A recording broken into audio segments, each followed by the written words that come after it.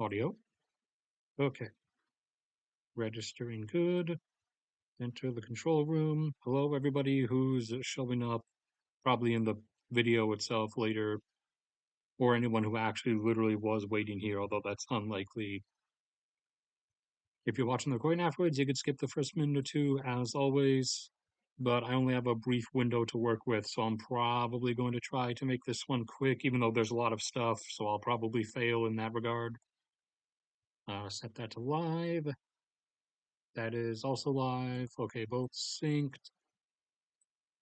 And go over to the bathymetric website, since it does not super lag streams like Google Earth does. Turn all the stuff off. And for anyone who's unfamiliar with this is our replacement for Google Earth. It's NOAA's bathymetry site, which shows highly detailed imagery of the ocean floor and different depth measurements. For areas, at least that we have extremely accurate data for because surveys have been conducted there. If you go out far enough, you'll find differences like, yeah, here you go. You'll find pixelation differences between areas of higher detail where like seafloor surveys have been conducted versus areas where no real like detailed stuff has been done. But you'll find a lot of detail around like the North Atlantic Ridge because that's a place we were really interested in. And here you see pixelated area around there, but then this highly detailed area in here. This was the search zone for Air France 447 when we were looking for that back in the day. But this is our Google Earth replacement, since this site, unlike Google Earth, does not lag out the stream every 5 seconds. All right, get Twitter up so we can get bookmarks, have those ready. It's 2 in, supposedly. Nobody in chat, though. Okay, I'm going to drink some water, and then I'm going to start with some of the smaller stuff. And, oh no, here's the first person. And then I'll start with the smaller stuff, as always, to give people a few extra minutes to show up. Then I'll get into the larger things.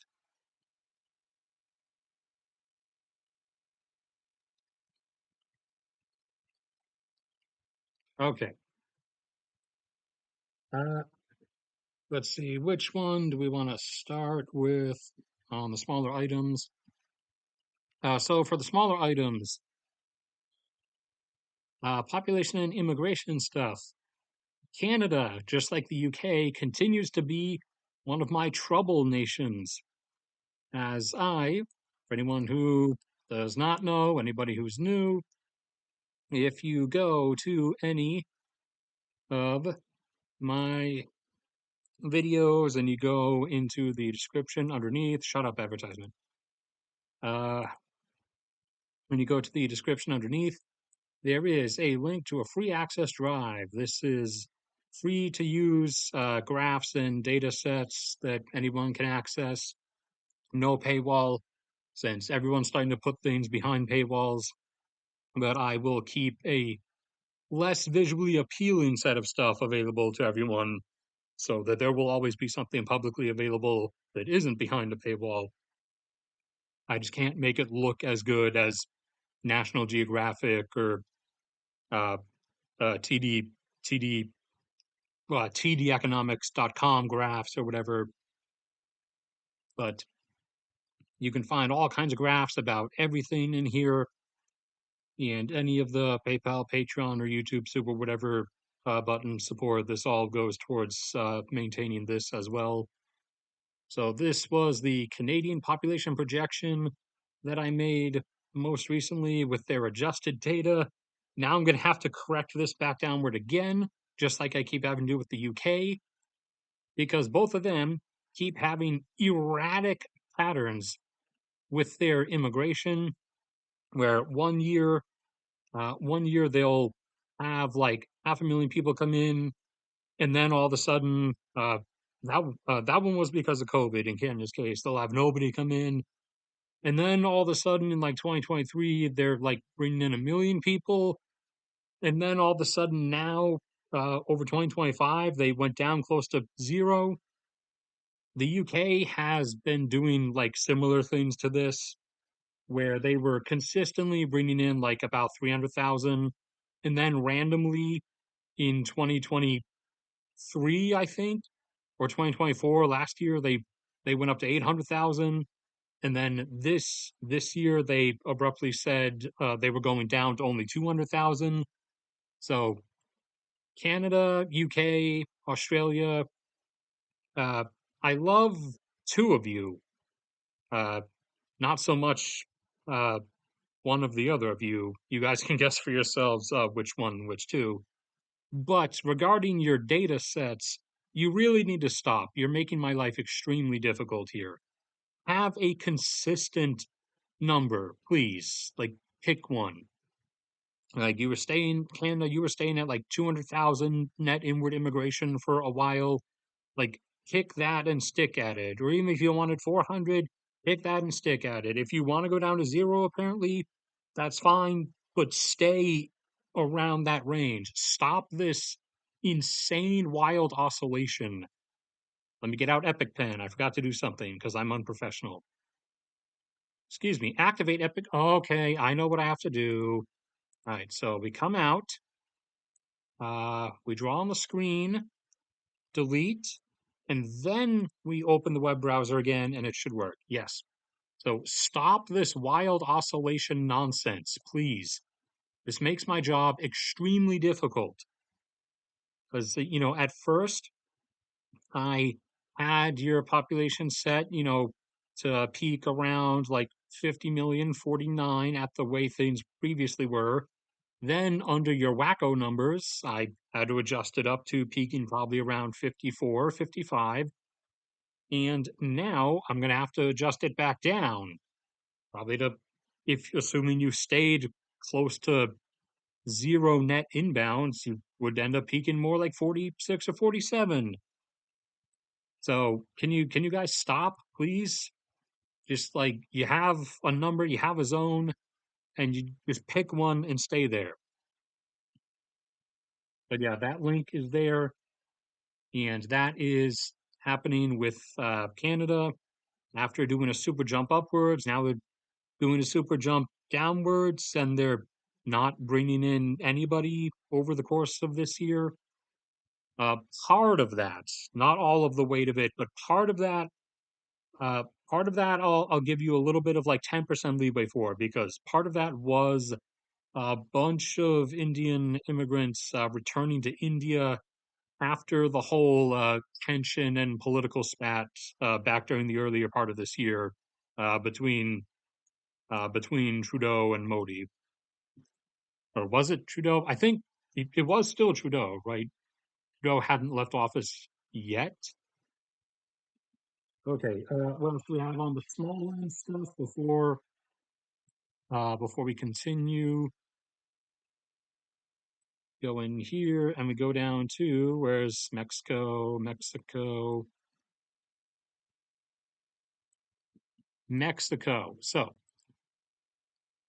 got some retroactive data corrections, but general pattern was the same. Mexico has still been recovery climbing upwards.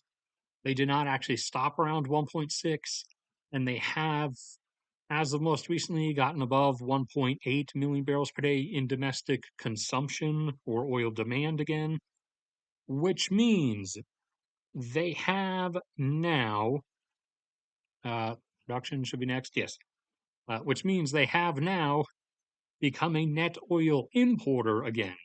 They did at first back in 2019, and when their production fell below 1.9 and their demand was still up around 2, and then they became a net exporter again briefly as their demand was struggling to recover while their production came back upwards. But now their production is down close to 1.7, while their demand is, as we said, and as you see, back up above 1.8.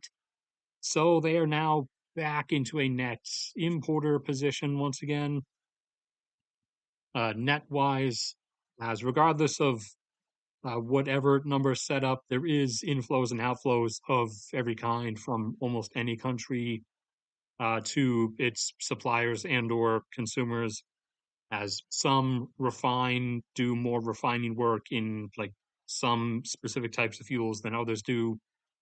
So it's not singular directional. There is volumes of stuff moving back and forth, most of which across the US Mexico border. But net overall, Mexico is back to being a net oil importer, as their demand has now exceeded 1.8 again, while their production or output is closer down to 1.7.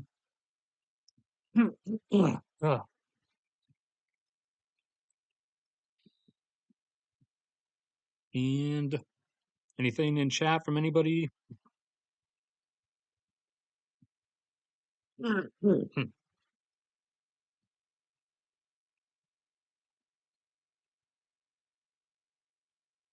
uh,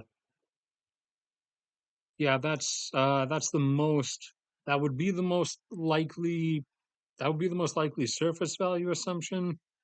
I like I said, I'll give them 10% leeway, but only 10%, because there was a decent enough wave of like 200,000 Indians who like rapidly returned to India after the whole tension between Modi and Trudeau, even though that was never going to go anywhere or lead to anything.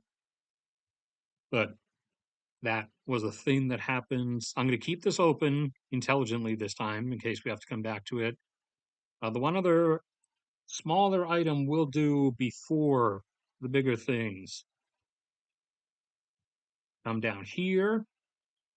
Where is it? Yep, platinum, continuing its upward surge, is now over $2,000 per ounce, and that is the one of the highest levels it's been nominally. You can't go too far back because TD Economics puts everything behind a paywall now. Was I able to do the it would be an econ, I think, inflation adjusted prices. Was I able to do platinum? I was not able to do platinum yet. Okay, I'll have to work out a platinum graph. But the highest platinum ever was in real value when you adjust things for inflation was in the 1980s or 1970s price spike, when adjusted to inflation in the equivalent of current day 2025 dollars, it went up to the equivalent of 2,600.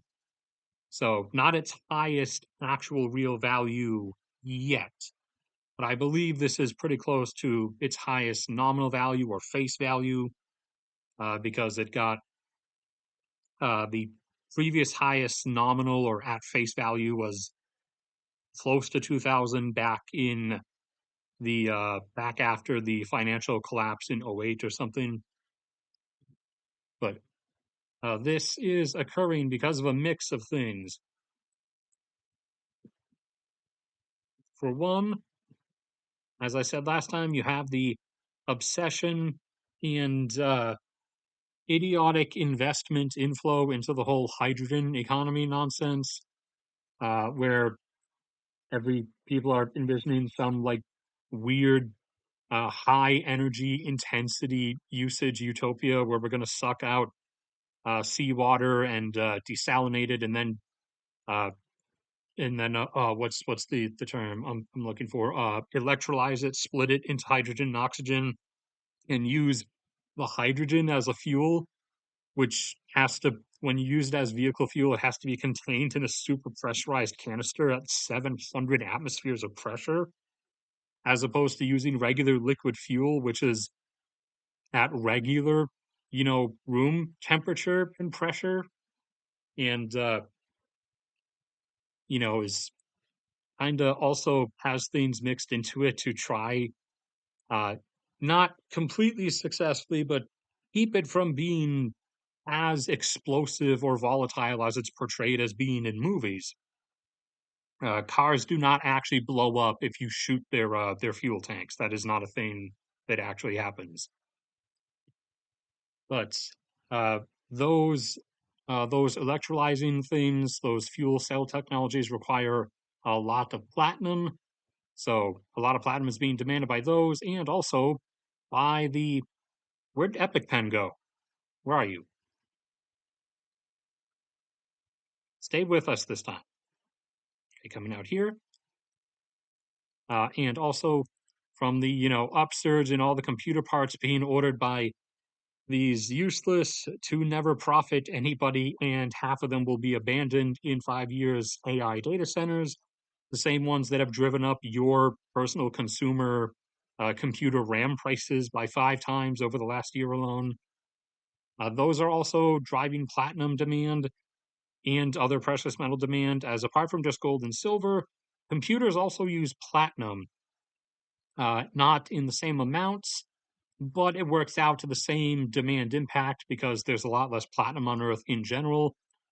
So you have your different computer parts; those are RAM sticks. Pretend my art is good. This is why I have friends like Anya and Belarus do stuff for me. And then you have your main disk over here. So the different parts of a computer communicate with each other.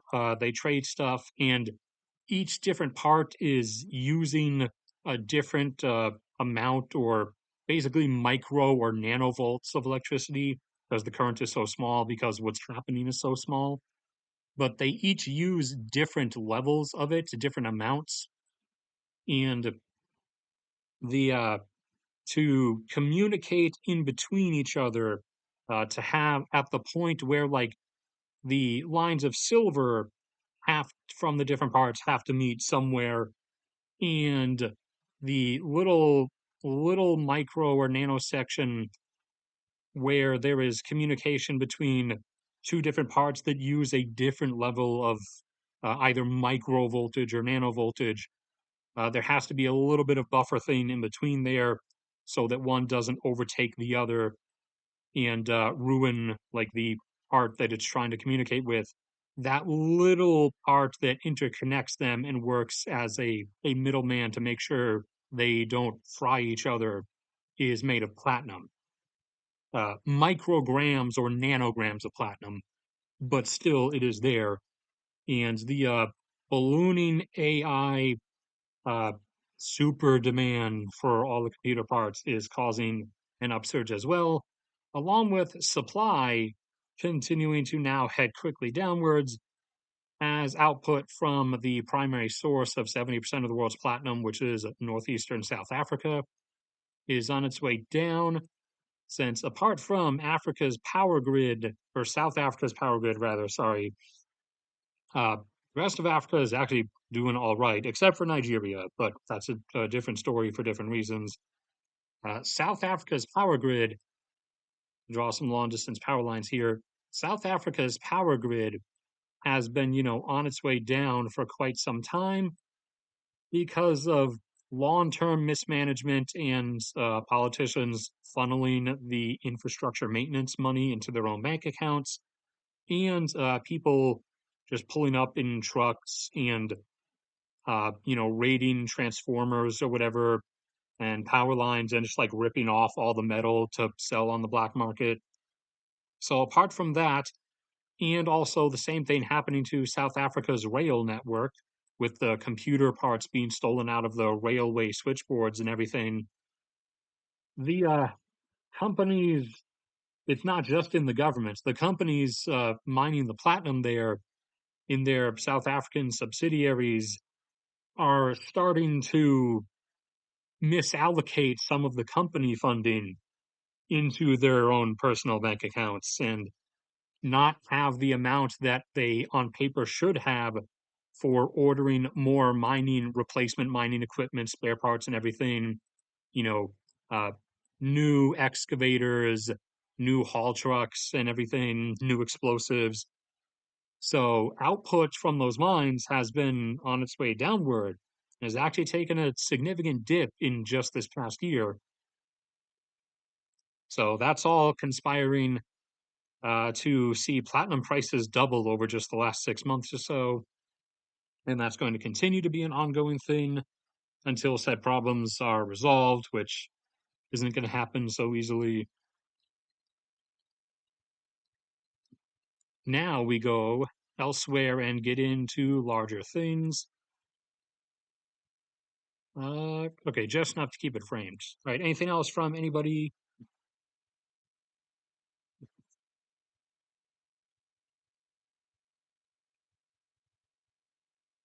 Canada, Canada, to answer the question, Canada was always going to be fine even if only because it's just bootstrapped to you know, the world's like quarter of the global GDP economic engine. So Canada would actually kind of have to try to tank itself. And in some people's view, in some ways, it has tried, but it's going to have to put in a bit more effort to bring itself down than that. It not to the extent that other countries with smaller populations can, but to some extent, it can keep cushioning itself with just natural resources and refined products revenue alone. But it should not, uh, it should avoid falling back to just that.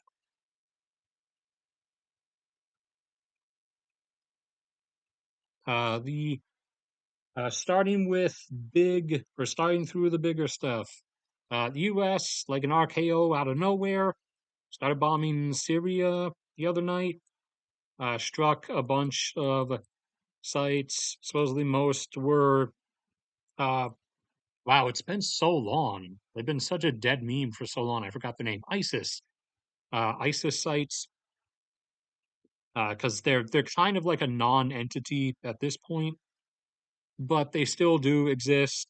So we bombed a bunch of random sites. Weren't really going to be able to do much anyways, but we decided to do it. Meanwhile, also, Iran has suddenly started moving a bunch of military equipment, ballistic missile launchers, remaining air defense systems, even aircraft and ground forces. It Iran themselves say this is an exercise. It's granted it looks the same as when they launched some of their barrages at Israel earlier this year and the year before. So Israel is drawn exclamation point, give it a bit pointed there. Israel is saying that this is likely Iran about to launch something, and yeah, there's some of the imagery of them moving stuff, and that's not them launching stuff this year. That's pictures from last year, but this is the stuff they are moving around, and they're supposedly meeting with U.S. leadership soon in the coming days to discuss a renewed air campaign against Iran, which anyone who's been around for a while knows, I said, was always coming, because the end goal of this overall is just to axe Iran off in the long run.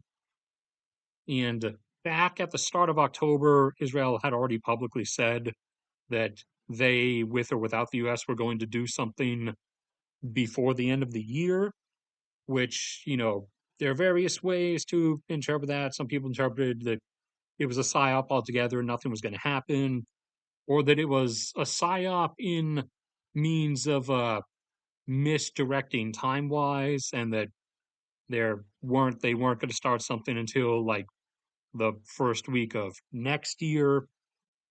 But if this happens this quickly, then I guess that will have ended up being true, unless they do wait until like we pass the New Year's ball drop at midnight or whatever. But another follow up wave of this was always coming, because the end goal is to axe out the present Iranian regime, at least. Whether there ends up being conflict up north after that with like the the Azeri portion of Iran trying to break away and join with Azerbaijan. That's neither here nor there. It could happen, it could not happen. That depends on whether or not the population there feels like they can go for it. The Baloch population in southeastern Iran, however, has kind of already said that they're going to go for it when the regime comes crashing down, and they already have been. They've been bombing stuff and been getting into actual firefights with Iran's Internal Security Force for 2 years already. So the Baloch population wants out, and their end goal is kind of just a unified Balochistan, which is this general area here, which, they've also been fighting with the Pakistani military for the past few years and have started fighting the Taliban government in Afghanistan. So, one way or another, whether in like half a decade or a couple decades, Balochistan is kind of almost seemingly locked in as a thing that's going to come to exist eventually. But there is also a chance that the Azeri portion of Iran might try to break away. And also, then you'd have the Kurdish portion, which is this bit here, want to, join with, even if only de facto, but not UN recognized, join with the Iraqi Kurdish portion there. But the aim has been always to just get the current Iranian regime system out of power so that Iran gets removed, gets grayed off the map as a moderate threat or as a regional threat. Then the only one who there's only three players left in that case, which is Turkey, Israel, and Saudi Arabia, and one of those is fake, uh, and their power is almost entirely dependent on money, and the and Turkey is intent on doing some stuff. They already have done some stuff that we're okay with putting up with for the moment. But if their aims are supposedly what we think they might be, then there is actually a legitimate chance of a U.S. Turkey conflict at some point in the future. Probably not for a few decades, though. But the aim has always been to get rid of Iran politically and militarily. So a second wave of mega air campaign against them, and possibly a third or fourth, or a full protracted conflict, knockout conflict. That was always coming. There was no version of things where this wasn't going to happen. So hopefully everyone is above 5 IQ and is not surprised by this whatsoever. Let me check. Let's see. Syria, Israel, and Iran. Okay, now we go back over to Venezuela and the Caribbean. Check chat.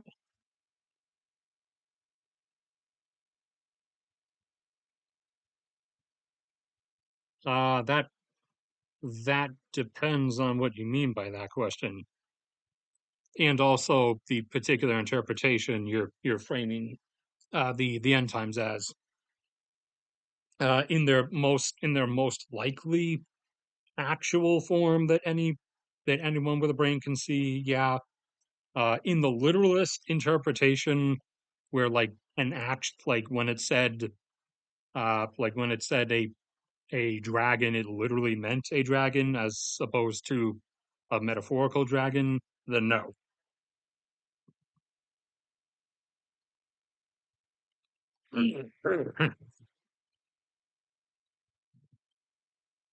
But there's a lot of things you can easily see if you read through Revelation, especially with modern knowledge. Like there's two There are two asteroid impacts depicted, a large devastating one and kind of a smaller one.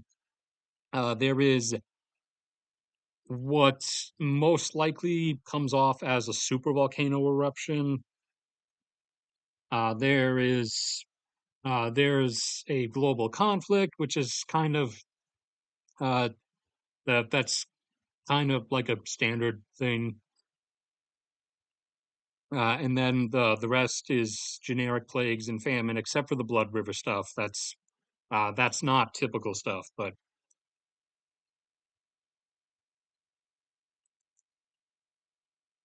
so here we have the blockade ongoing, as you know, and this only just started a few days ago, and we were waiting to see if it was actually going to be an enforced thing, and yes, it is. So the U.S. had already seized one tanker as it tried to leave Venezuela. Yesterday, it seized a second tanker, and right now, as we speak, literally as you're listening to me, another tanker is being pursued and boarded. So it is an actual blockade. It is actually being enforced, and outbound oil tankers are being seized by the U.S. Navy and Coast Guard. So this is an actual wrench around the neck to try to put as much maximalist pressure on the Venezuelan government as possible to goad them into at least attempting to strike a U.S. naval vessel in the Caribbean, since that would then be what the Pentagon would get to use as its full excuse to launch the whole grand operation. But as I said before, one way or another, it's happening regardless. They probably have a few more months of patience where they're willing to keep prodding and trying to get Venezuela to start it, quote unquote. But if Venezuela doesn't start it within the desired time frame, it is still going to happen anyways. But I have seen the mistaken assumptions from quite a lot of political streamers, I guess would be the term for them. Although a lot of them are starting to become rightfully unpopular, like Hassan or whatever, for electrocuting dogs. But they are constantly interpreting this as like this is going to be an invasion when it's not. It's going to be a series of cruise missile and airstrikes, wiping out Venezuela's military capacity. Not that it really has one, but what little military capacity and especially black bagging internal security capacity it has to then uh, force Maduro to just opt out on all provided terms and have the opposition government that already exists and is already supported by a huge portion of the population and kind of already has itself readily on the reins of things, ready to assume control as one steps out the door and another steps in. So that's what's actually going to play out, is as best of one as we can get, is sort of a musical chair shuffle quick step. And once that happens, Venezuela gets open to outside oil industries. Everybody rushes in. The Orinoco Belt gets pumped up to its full capacity over the next decade or so. And Venezuela, instead of creepily crawling back up to 1 million barrels a day, goes offline for a bit, but then gets quickly brought up to at least 3, and then gradually brought up to something like 5 or 6 million barrels per day, which then carries on for the rest of the 21st century at the very least. That's the idea of how it's going to go down. Plus, also politically, it removes the mild threat of Venezuela attempting an invasion of Guyana and disrupting Guyana's oil outflows. Not that Venezuela has that much military capability to begin with, like I already said, but That is ongoing. So we had said on the stream a few days ago, you guys remember the first oil tanker had been seized. Well, yesterday the second one was seized, and as we are speaking right now, a third one is being seized. They're flying the helicopters out to land Marines on it or whatever. So the blockade is being enforced to try to pressure Venezuela into taking the first actual shot militarily, or if Maduro just sits there and takes it, then having everything financially full cripple itself worse than it already is, and potentially try to have the angry mob approach play out. But more than likely, for a more direct control scenario, the Pentagon would prefer provoking Venezuela into attempting to strike like a U.S. destroyer or something, from which then the full arsenal rain down would happen. And the buildup continues. There were already 10 or 20 F 35s in Puerto Rico. Well, another 20 or so just showed up. There you go. This was a shot from I think they're all 35s. There might be some 16s in there, or I might just be seeing things from an awkward angle. But this batch just arrived in today. This is from from an airbase in they're normally stationed at an airbase in Vermont, and they were just moved down today. So that means there's now like 40 or so F-35s in Puerto Rico, along with a few dozen Reaper drones, 12 Arleigh Burke destroyers throughout the Caribbean. Or sorry, 10 Arleigh Burke destroyers, 2 Ticonderoga class missile cruisers, 1 super carrier with 70 or 80 F-35s and F-15s, 1 regular carrier with 30 Harriers and Viper attack helicopters, a few thousand Marines with amphibious landing capability if need be, and also across the Caribbean islands, probably a number of air defense assets that have been flown in over the past few months just in case Venezuela tries striking at some of the islands as like a means of retaliation or as a threat, as those islands don't normally have air defenses because their populations are really small and they don't really have militaries. So we flew in some air defense assets there just in case. But that's quickly heating up. That's going at a rate of 1 tanker seas per day. So I don't know what the threshold will be for when Maduro decides to lose his cool and try a retaliation, or if he's just going to sit there and take the beating and the economic beating and wait till Venezuela double collapses economically and everyone just goes into angry mob mode. Now, over here, Ukraine has extended, or it already had, because we saw these strikes earlier in the year, but its its submersible drones have quite a range, and they have struck another Russian oil tanker, but this time it was in the Mediterranean Sea again. You may remember earlier this year around summer, 3 Russian oil tankers within the span of a few weeks had mysterious explosions near their engine rooms and they sank. Uh, but then for the last few weeks, Ukraine explicitly was just striking carriers in the Black Sea or tankers in the Black Sea. Now they also just struck another one out in the Mediterranean Sea again. As well as Russia decided to be stupid again for like the 50th time and stationed actual combat air assets on Crimea, despite the fact that Crimea has repeatedly been in range of literally everything.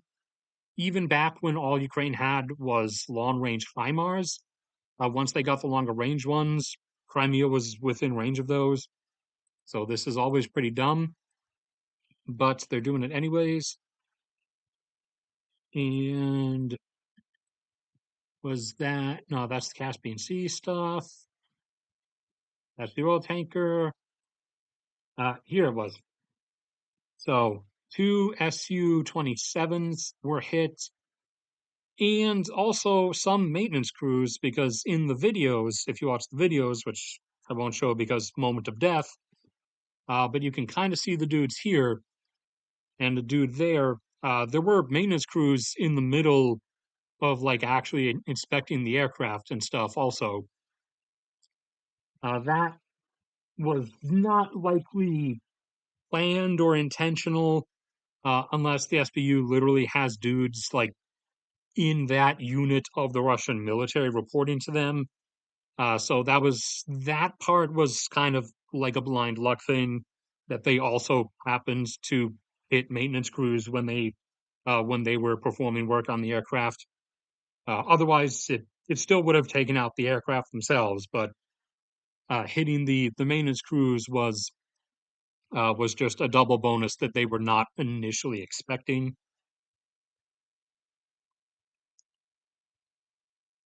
Rostov is blacked out again.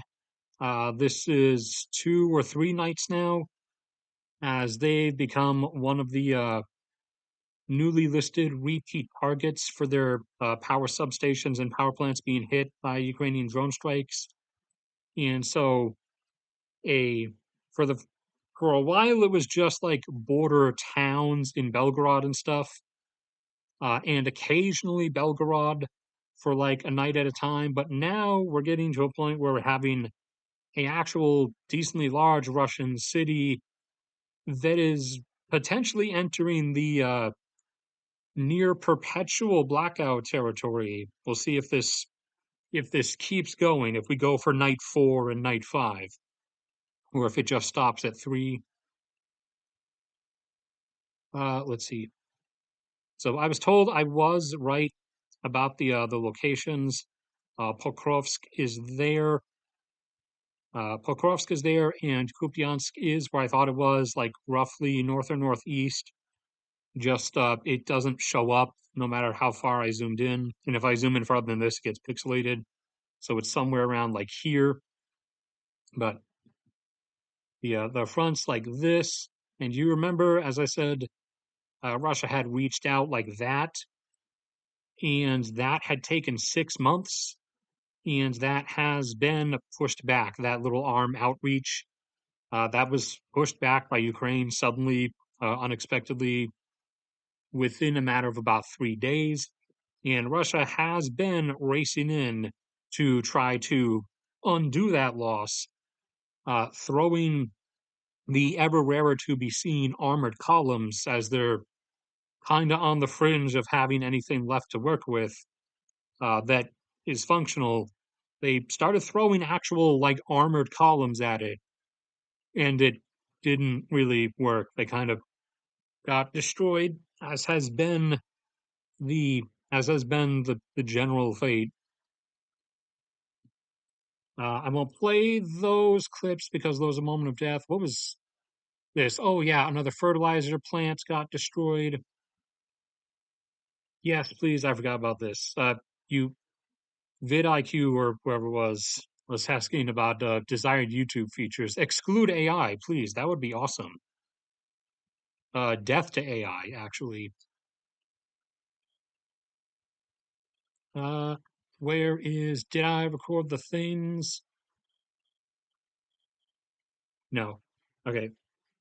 Even if I have them on the bookmarks, I would not play the videos because it's moment of death stuff, which is both against my own moral code and also against YouTube's TOS. Unless you're a mega streamer who electrocutes dogs like Hassan, then you're allowed to do whatever you want with no consequences. And you're also apparently allowed to electrocute dogs and still have your fans love you. But if you go to like Noel or Special Kherson Cat or any of the others, you can find the footages of those failed like reclamation armored column drives and all the associated deaths with them. Just again, remember, you'll when you see when you see like a column of like a couple T90s and a bunch of older ancient like uh, BTR or BMP ones or whatever coming in to try to push Ukraine back, and the vehicles get blown up and stuff. Just keep in mind, you will, as pixelated as it is, you're gonna see like actual body parts like flying around and hitting the ground. So be forewarned. Don't say I didn't warn you about that.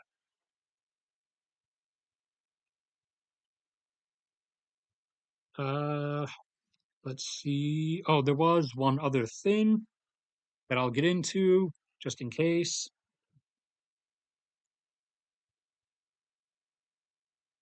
That literally is that literally is what's going to happen with the AI stuff. Anyways, I mean, for anyone with a brain, you can kind of see what's going on. Is you have it's like with other bubbles where those encouraging it knew it was a bubble.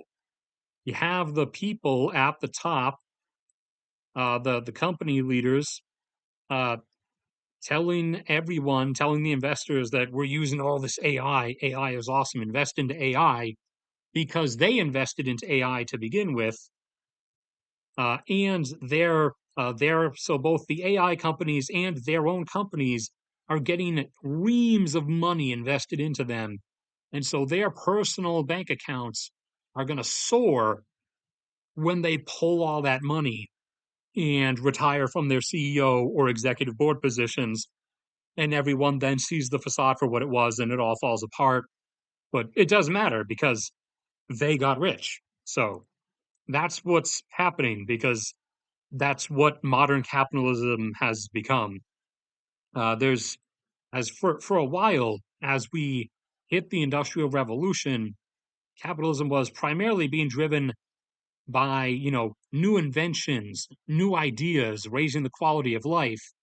And as we started making all these things, people were earning wages, mining stuff, and making these things, and could then also afford to buy these things. And it kept reinforcing itself in a circle, and everything was expanding outwards. However, we kind of run out of anything else we really need that like everybody really wants. Like again, even in like the poorest parts of say Africa, everybody has a damn iPhone. So we've hit a lot of walls, and especially now that we're hitting population decline walls.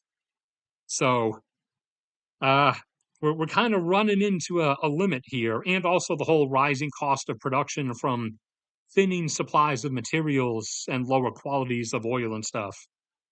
So now, because the motive is still there to make line go up, the best thing that people at the top of these pyramids, Illuminati confirmed, can come up with is literally a pyramid, is pyramid schemes or Ponzi schemes and hype bubbles, circular hype bubbles.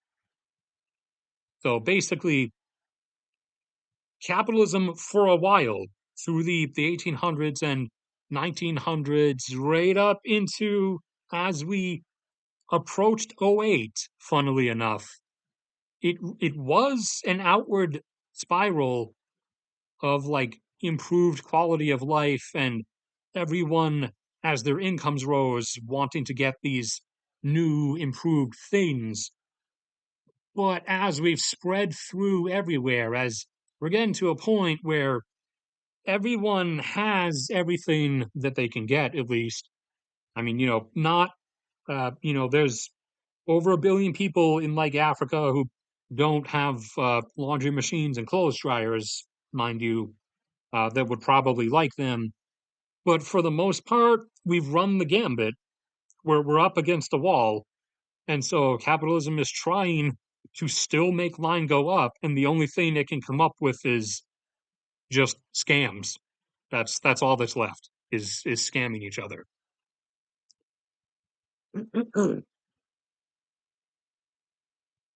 So I avoid any transactions from or interacting with companies that have gone full AI cult, or as much as is possible, I actually have tried.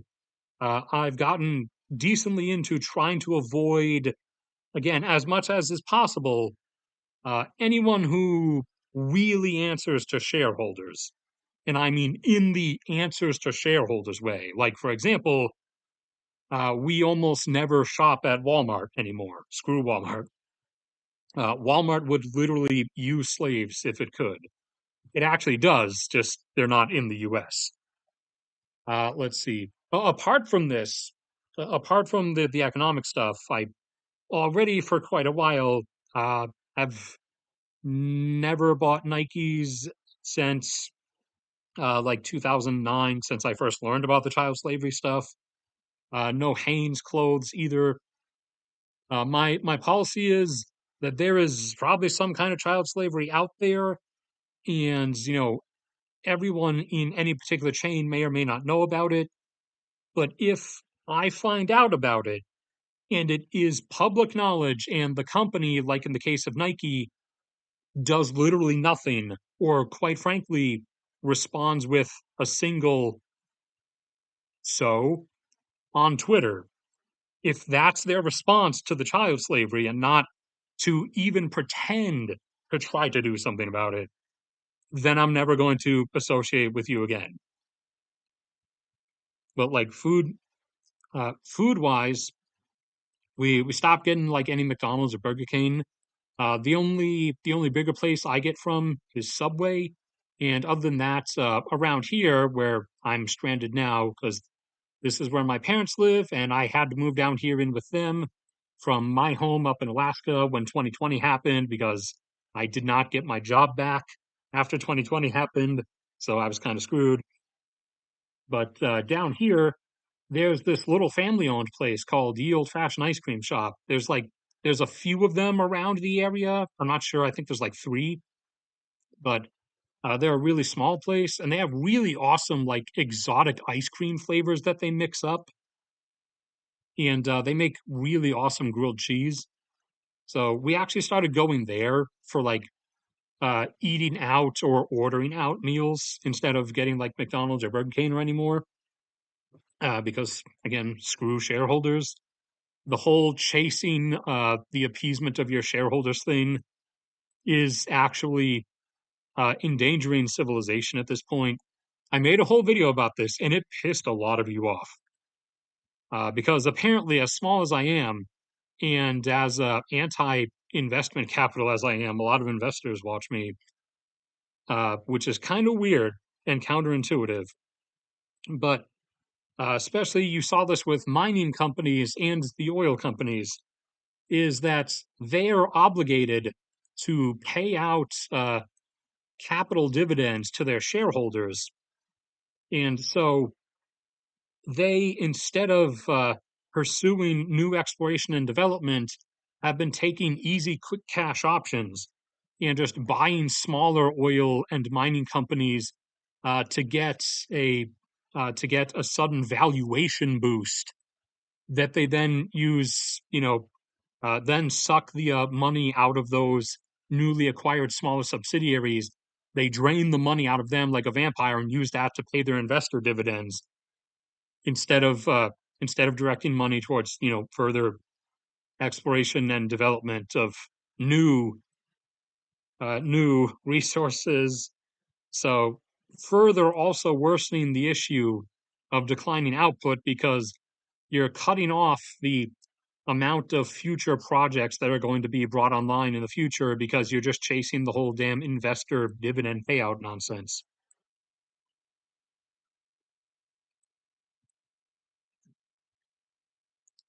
And no, I feel zero investor sympathy. I am, my dad isn't, which is the only reason why I technically live middle class, but I directly myself am poor and was poor before by American definitions because, like I said, the highest I ever earned in one year for 2019 was 13 grand. That was my highest ever income level. And honestly, I would struggle to conceptualize uh, spending any more money than that. Like that was enough for me to afford all of my life expenses back at home, especially because we had public transit, heating and water back up home were free, as they should be. And that I still had enough to literally take trips with Josh to Baltimore each year, and sometimes I went to San Francisco.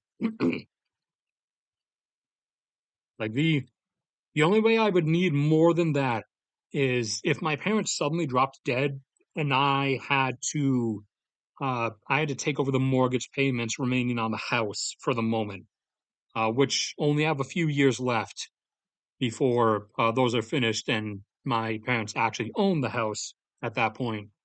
If I had to take over those, then I would need slightly more than 13 a year.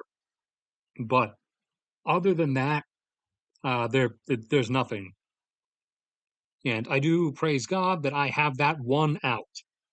That I will avoid homelessness even if only by as things economically degrade, even if only by the fact that I inherit my parents' house. That's the only actual out I have, but it is one that's been presented to me.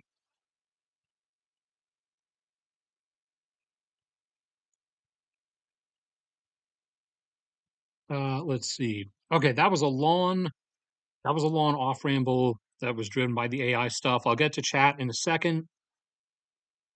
So but first we have to go over here to Chenab. Does the Chenab River show up on here? There it is.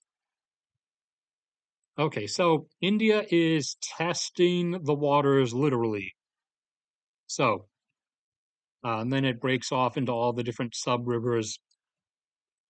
So, told you guys before about how India is rapidly depleting its groundwater, and by 2040, it's going to find itself encountering severe agricultural problems with its ability to provide water for its agriculture levels. And its only real options are build a bunch of huge water infrastructure redirection projects to direct water down from the Indus and associated rivers up north, or go to war with China, bomb all the water redirection infrastructure on the Brahmaputra River that China has dammed up and redirected a bunch of in the Himalayas. And Pakistan would be the easier opponent, although it does come with the risk of nukes. And Pakistan seems to be the one that they've chosen, as India has already begun various projects, beginning the early stages of construction on a bunch of water redirection infrastructure. And they've started testing their withholdings at the moment. So, over the last week or two, India actually majorly dropped the outflow of this particular river, one of the sub rivers that feeds into the Indus, the Chenab River. They withheld a huge portion of that river, uh, for the moment, kind of just testing to make sure that their systems on the dams that they built, would close properly and wouldn't be leaking or the dam wouldn't burst. But it did, cause the river level to like collapse by half for a little bit, which has upset Pakistan, obviously. And then India kind of just released everything all at once, which then caused the river to flood for a few days and killed people, which upset Pakistan, obviously. So India has already started to begin testing uh, the stuff that it's building and testing what extent it can start doing stuff to before Pakistan actually reacts. As for the moment, all Pakistan has done is get angry. They have not actually done anything physically yet. They had that brief 3-day clash earlier in the year, but that was after the ski resort massacre. but India did use that to sort of permanently move and station additional troops and military assets along the Pakistani border that were not already dedicatedly positioned there. So they may be stepping into the gradual stair step approach of trying to cause an incident each time that only lasts briefly, but gives them another means and ample opportunity to permanently move and station additional forces closer to Pakistan for the upcoming conflict at some point over their eventual redirection of the majority of that water down south for their own agricultural needs. So that started happening recently. They're playing around with stopping river flows and everything.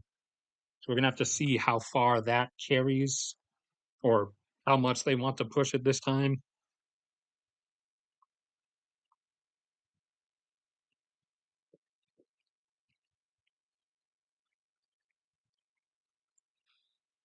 All right, let me check here. Let's see, Mexico, Platinum, Canada, Israel and Iran, India and Pakistan, Russia, Ukraine, Syria, Venezuela. Okay, that looks like just about everything. I'm probably forgetting some stuff, like usual, but I can't exactly remember it at the moment. So I'll scroll around and see if anything pops into my head while I'm looking at various countries.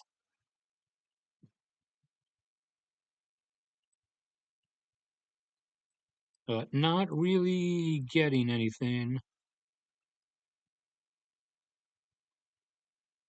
No, oh yeah, and well, South Africa was part of the platinum stuff. So yeah, we did that.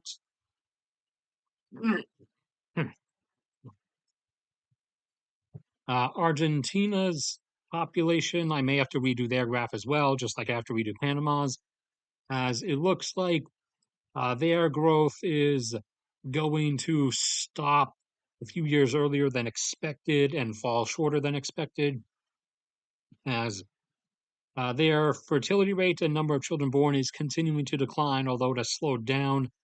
But also, uh, the number of people coming into Argentina has slowed down. The wave of Russians they were getting has pretty much stopped, and the wave of Venezuelans they were getting also seems to be heading towards zero. So their immigration upward boost that was also keeping them on an upward trajectory seems to be petering out now. So they might end up falling a bit shorter than where I initially thought they would.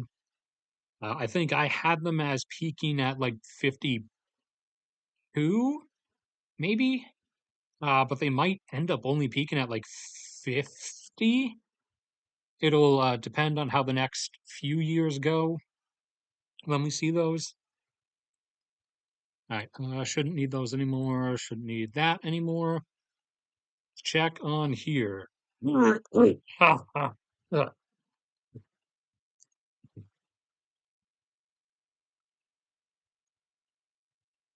Uh, yeah. Funnily enough, I've seen so many I've seen so many sorry, so many posts from programmers and coders who are like the only ones left now in their departments because a bunch of companies started having AI write their codes and programming. And so they would cut a coding department of like 20 Joshes, because Josh is a programming guy. Uh, they would cut their department from like 20 Joshes down to one Josh. And all of the sudden, the and the only Josh they kept was the one who would check the work of the others for errors, and usually said Josh, who is not actually this Josh, would have like an 8-hour day. Now these guys are reporting in that they're working like 14 hours a day because the amount of coding errors the AI makes is insane and like completely non-functional. And they are like they're like working, they're being forced on contract to work unpaid overtime because they that's a not part of their contract, and getting overtime, I mean, isn't part of their contract because a bunch of them are kind of stranded Indian programmers on HB1s who can't get out of it, and the company like is desperately like strangling them, holding a knife to their throat or a gun to their head, demanding that they fix the product in time, and they're unable to, even working like 14-hour days, and the stuff is getting delayed, and now the company's losing money that it could have kept actually and not lost if they just didn't fire the other 19 guys from the team.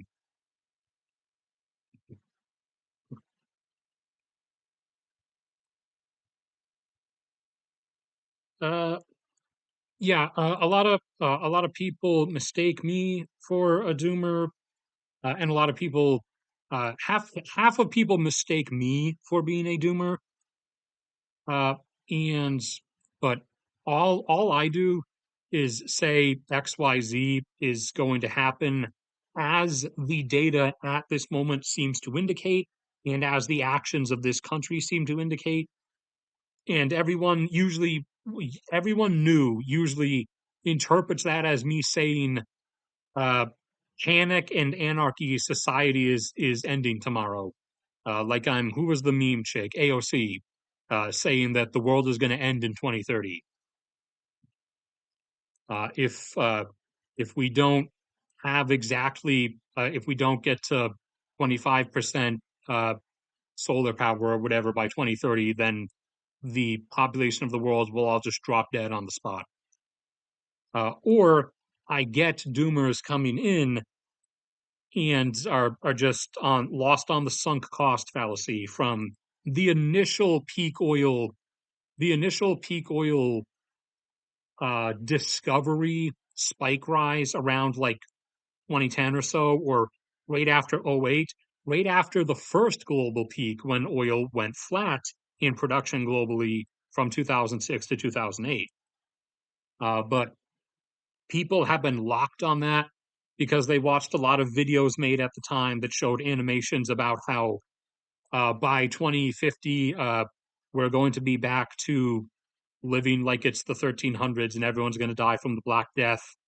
And you're going to be tilling the fields from dusk till dawn with a stone plow, and your wife's going to be churning butter by hand 8 hours a day, and all your kids are going to die by age 3. Now, the kids dying by age 3 thing, that might happen in the US at least, with us having the whole RFK Jr. Episode going on right now.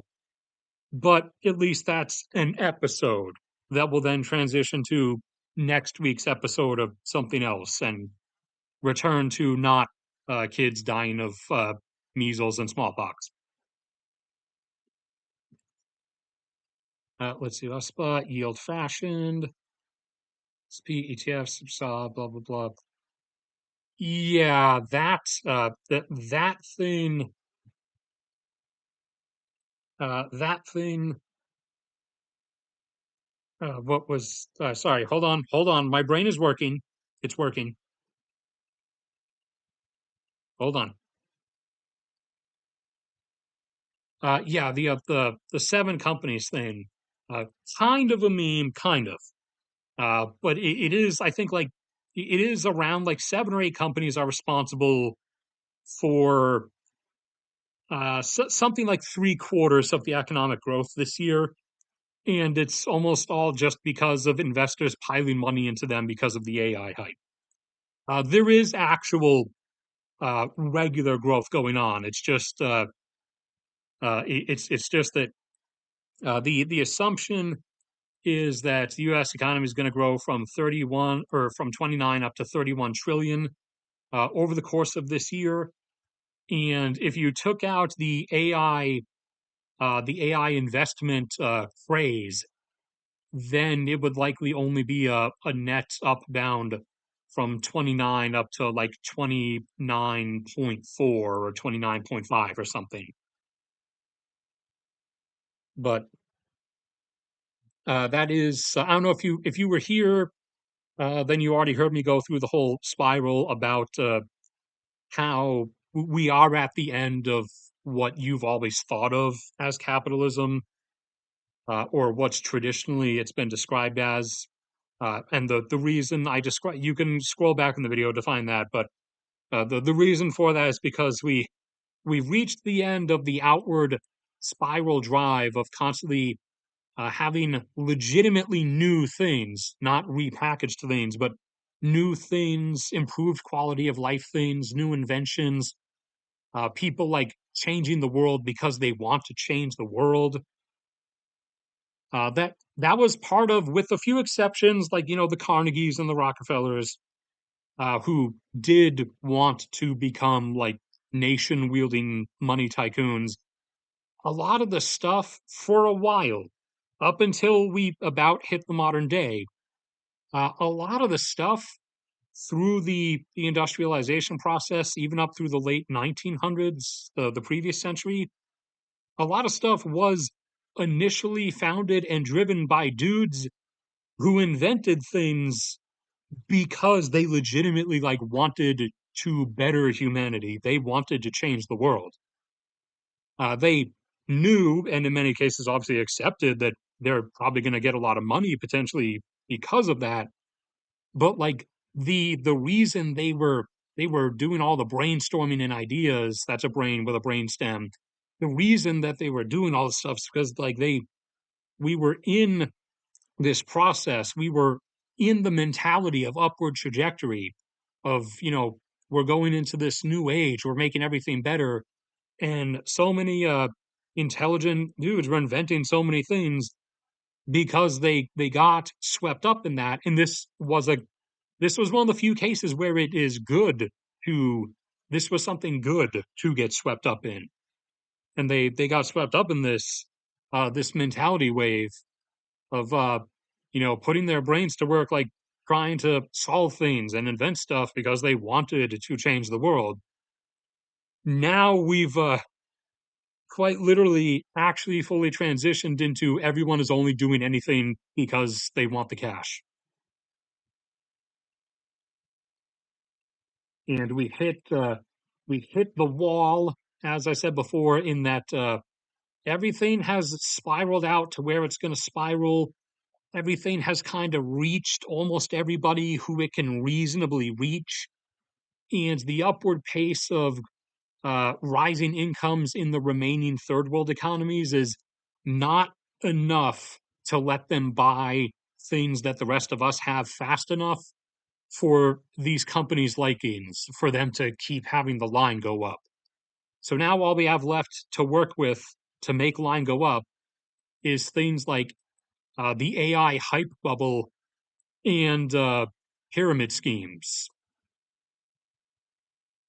and just straight up actual scams for in terms of making personal line go up. Like a lot of people. First, it was just females. Now there's a lot of dudes doing it too. Now there's so many people apparently because disturbingly there's a lot of people willing to pay for it.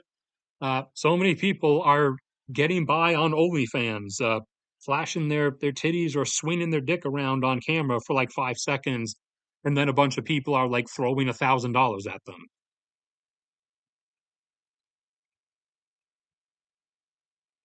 So we're at a point where we're going to have to mentally, on a sociological scale, transition ourselves over into no longer hyper-valuing line go up. We're going to have to multi-value. You need to value line doesn't go down. Your new focus should be line stays good, and this is where more corporate minded people will struggle with the quality word, because that's not a tangible concept. That's not a mathematical financial gain concept.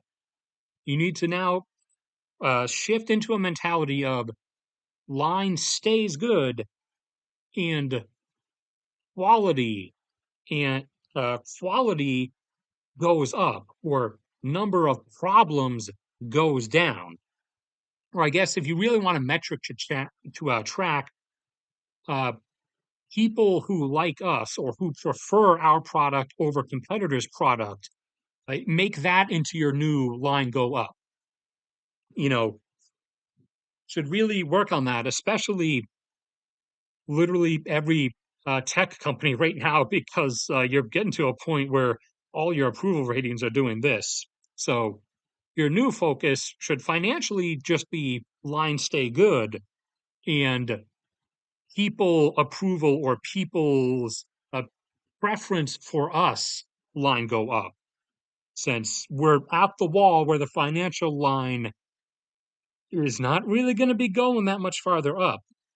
But the people prefer your company line, that can go up if you start actually treating your customers like people again, and prioritizing them over prioritizing the AI hype bubble, so that you can run away with your CEO $50 billion retirement package to your I don't know, your fortress, your Elysium Hunger Games hide from the peasants fortress on Bermuda or whatever,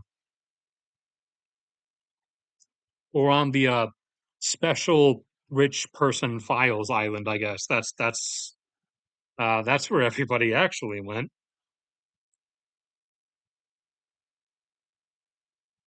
As you start looking into things and you start going down the list, and you start getting your soul crushed because you find out everybody is diddling little kids.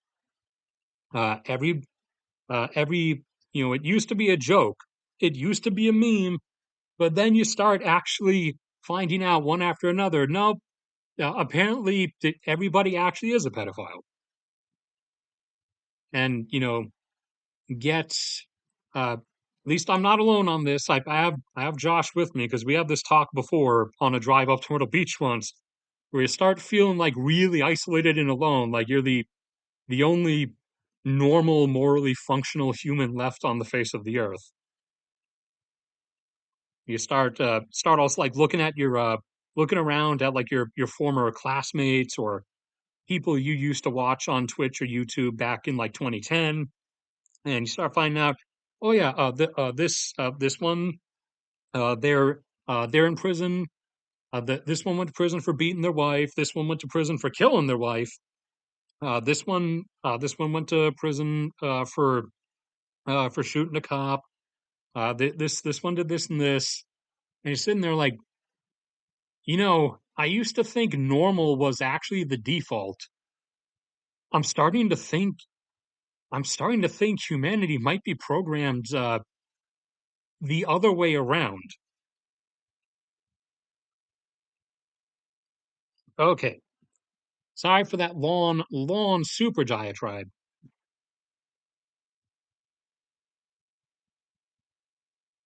Uh, Stop autocorrect. I don't know what Teams is. I don't know. Tab. Oh, tablet. I thought you said table. I'm assuming Teams is like a voice chat thing.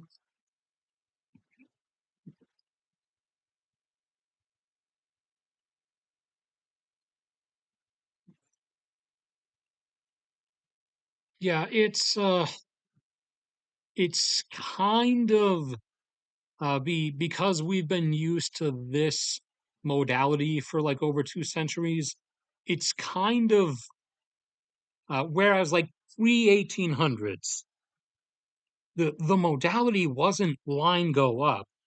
The modality, even on a national scale, once we moved on from like lower city states to nations, the modality was still the big S word, survival.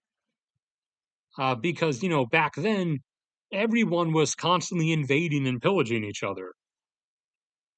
But the last 2+ centuries, we invented modern uh, capitalism. You can call it growth-oriented capitalism, and we've grown up for like 7, 8 generations now with line go up as like our underlying societal belief system, basically. And now we're at a point where that kind of has to change. But societal systems on that grand scale don't just shift so easily. Uh, in many cases, it takes complete annihilation and forced redirection. Like, when Japan had to deconstruct and de-deify the imperial system and undo that feudo emperor religious upbringing, die for the glory of his glory thing, and expansionism, Japanese version of Manifest Destiny, that kind of had to be undone by brute force. So, and when the actor isn't a single country, when it's like the whole world, then you're at a point where you don't have a party, like this party can intervene on behalf of that party. Then you're in a situation where you kind of are gonna be forced to change by just collectively hitting an implosion, which is that is coming. Okay, what else we got? Like business Skype, dude. I remember Skype. Skype brings back memories, sad memories, memories of all the Skype calls I had when my with my parents when I still lived back up in Alaska, back when my cat Jessie was still alive. I'm out here. Where are they? Yeah, just found some of these old pics on my mom's Facebook. This was when I came down to visit one winter in 2017 or 2016, and Jessie was getting pretty old. Jessie loved me. I was her son, basically. I was her little brother. She was my elder sister.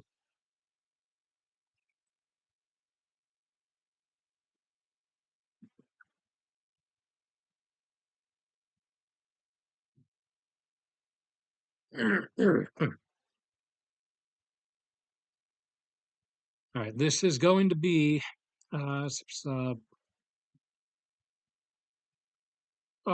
did something big happen today? Yeah, stuff happened. A lot of stuff happened. But you can scroll back through the stream. How long have I've been going an hour and a half. That's way longer than I thought I was going to go. Blah, blah, blah. Krakatoa. Krakatoa was not actually the strongest recent eruption. That would be Tambora. Tambora in 1818. Or no, wait. Was it 1817? No, I think it was 1817. Tambora erupted, or it was like close to New Year's 1817, 1818. And then 1818 ended up being called the year without a summer because the volcanic ash was like so thick.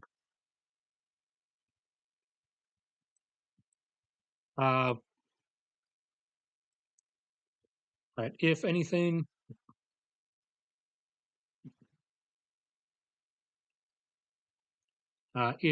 else comes up other than this essay being completed, then I'll address that. If there are any like super chats or anything of the sort, I'll give 30 seconds for the stream delay. But after that, I'm going to call it because this is about an hour longer than I thought I was going to do this for.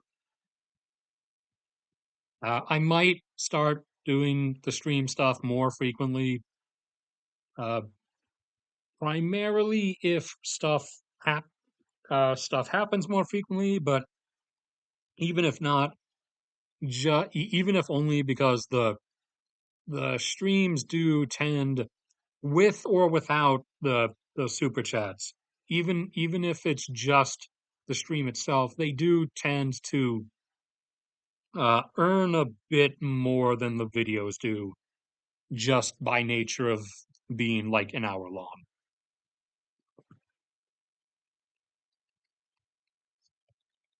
With the exception of when one video like randomly gets 100,000 views out of nowhere for absolutely no reason,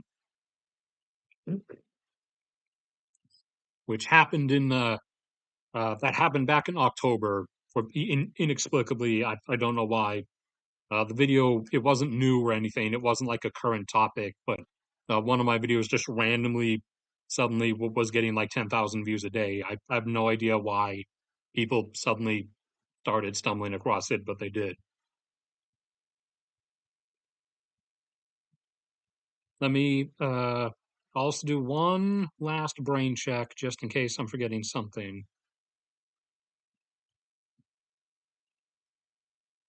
No, no,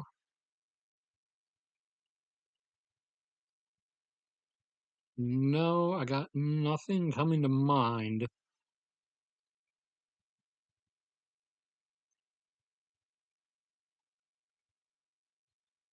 I feel like there was something with the Philippines that I'm forgetting, but I can't remember it because I forgot it. All right, that is going to be it then. If you came in too late, you can scroll back along the video, or you can just watch it from the start when that begins. There, there were some of you here at the very beginning. I don't know why it's saying that like the first 15 minutes had 0 viewers. Uh, thank you. Uh, yes or no. Technically, that depends on your definition. Hold on. Go here. Images. Where's Dream War? Dream War official. I am writing a would-be 2D animated series that I might see if Glitch wants at some point. But I mean, those are characters in said series. It takes place in a different different world, different universe, but with similar enough. Like the continents are pretty similar, and a lot of the countries are vague analogs to ones of the real world, but it's around an equivalent to like the early 1920s. But their version, that world's version of World War One, has not happened yet. It is about to, and it happens throughout the episodes of the series. But it's a better version of World War One. It's like a version of World War One that's not completely meaningless like ours was.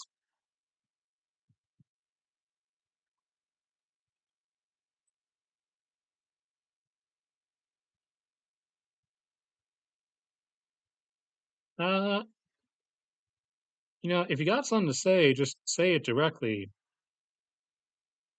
Because there's a million ways I can take that right there.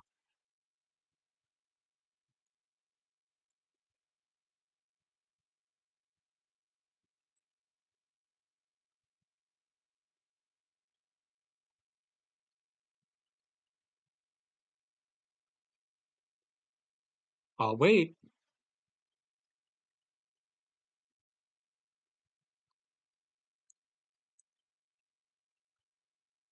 Here, I'll wait 30 seconds. I'll wait 30 seconds for you to say exactly what you mean by that. By That phrase right there.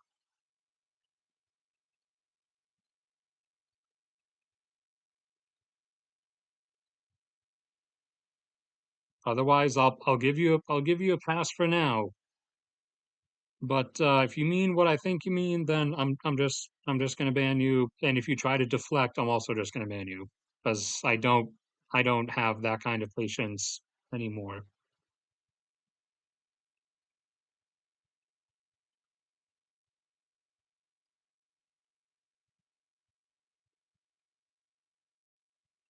No, nothing. All right, I'll let you off this time. But if there's nothing from anybody else, then that will be the end for this one. So I will see you guys around next time.